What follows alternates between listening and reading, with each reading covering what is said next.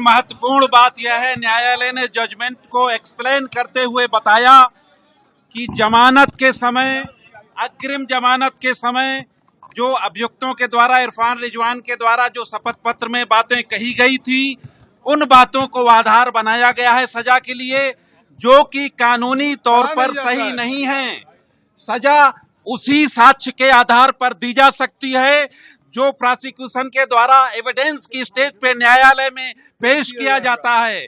न्यायालय ने पाया कि प्रोसिक्यूशन ऐसा कोई भी साक्ष्य न्यायालय में पेश नहीं कर सके जिससे उसका कब्जा साबित हो। हम इस जजमेंट से सहमत नहीं हैं।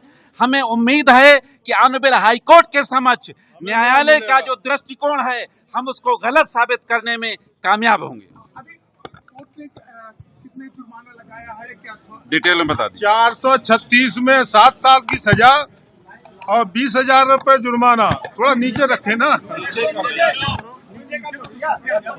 और 147 में 1 वर्ष की सजा और 2,000 रुपए जुर्माना। 427, 149 में 1 वर्ष की सजा, 5,000 रुपए जुर्माना। 506 में 1 वर्ष और 2,000 रुपए जुर्माना। 504 में एक वर्ष और 1,000 रुपए जुर्माना। सारी सजाएं एक साथ चलेंगी और जुर्माना न देने पर जेल में बिताया हुआ समय इसी में समायोजित होगा। कोर्ट ने सभी को एक समान सजा सुनाई है? सबको एक समान, सबको। क्या सजा सुनाई गई है? आज विधायक इरफान सोलंकी और उनके साथियों को जो है माननीय एमपी एमएलए न्यायालय के द्वारा जो है आगजनी वाले मामले में धारा 436 में सबसे ज्यादा सजा 7 साल कारावास और 20,000 का जुर्माना की सजा, और अन्य बाकी धाराओं में भी जो है 323 में 6 माह का कारावास, 427 में 1 वर्ष का कारावास और 506 में 1 वर्ष का कारावास, 504 में 1 वर्ष का कारावास और 147 में 1 वर्ष का कारावास और अलग अलग धाराओं में भी जुर्माने का सजा सुनाई गई है।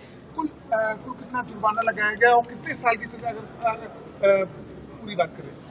कुल जो है सभी सजाएं जो हैं एक साथ चलेंगी, जिसमें कि अधिकतम सजा जो 7 वर्ष का कारावास है वो 7 वर्ष का कारावास की ही सजा सुनाई गई है और जुर्माना 30,500 रुपए का कुल जुर्माना प्रत्येक पर आरोपित किया गया है। उनका साफ तौर पे आरोप है कि जो साक्ष्य है वो प्रोसिक्यूशन नहीं दिखा पाया यहाँ पर, जिसको लेकर के हाईकोर्ट को चैलेंज करेंगे और जो ये सजा हुई है वो वहाँ से उनको रिलीफ मिलेगा। देखिए, वो बचाव पक्ष के अधिवक्ता है तो वो तो अपना पक्ष रखेंगे ही रखेंगे, लेकिन जहाँ पे बात है तो माननीय न्यायालय के द्वारा बहुत ही भूसे के ढेर में से तिनके को निकाल के सजा सुनाई गई है और उनके द्वारा ये कहा गया है, क्योंकि इरफान सोलंकी स्वयं विधायक थे, लेकिन इसलिए उनका कर्तव्य बनता था कि वो इस तरह के कृत्य ना करे, परंतु ये साबित हुआ है। और विधायक जी के द्वारा जो अपनी रेगुलर बेल दाखिल करी, जो एंटीसिपेटरी बेल दाखिल करी है, उसमें जो कथन कहे गए उससे बिल्कुल डिफर करके उन्होंने अपने ट्रायल में कथन कहे हुए हैं। तो इन सारे तथ्यों को देखकर और माननीय न्यायालय ने बहुत कुछ चीजों का आकलन करने के पश्चात में उनको सजा सुनाई है और जो कि मुझे लगता है कि सजा उनको सही दी, बस क्वांटम थोड़ा सा कम है।